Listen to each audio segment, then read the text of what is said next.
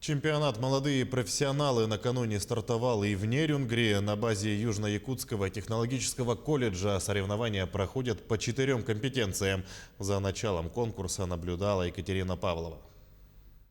В этом году Южно-Якутский технологический колледж принимает у себя на региональном этапе 39 конкурсантов. Категории участников – 2 – юниоры и молодые профессионалы.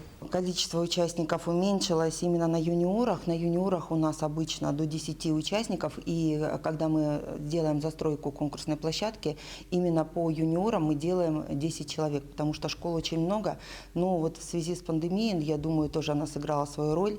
У нас многие участники отказались. Первоначально на этой компетенции заявлены были 12 человек.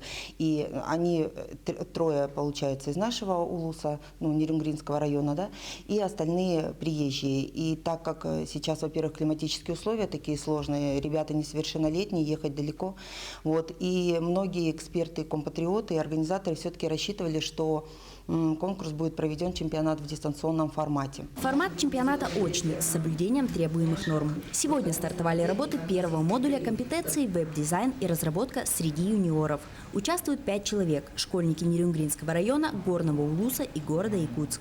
В категории «Молодые профессионалы», которые начнут свою работу с 20 числа, география участников не меньше – Нерюнгри, Вилюйск, Покровск, Якутск. Сегодняшнее задание для юниоров – создать веб-сайт для транспортной компании, осуществляющей пассажирские перевозки. Впереди у ребят еще 3 конкурсных дня и 4 модуля. Каждый модуль проверяет отдельные знания в тех или иных областях, знания тех или иных технологий.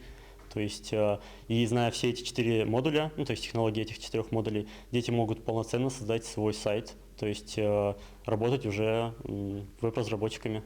Второй раз за годы проведения WorldSkills в Нерюнгри в чемпионат включена компетенция видеопроизводства. Конкурсные задания здесь включают в себя 2 больших блока. Сегодня участники, молодые профессионалы, находятся на выездном задании, снимают фильм.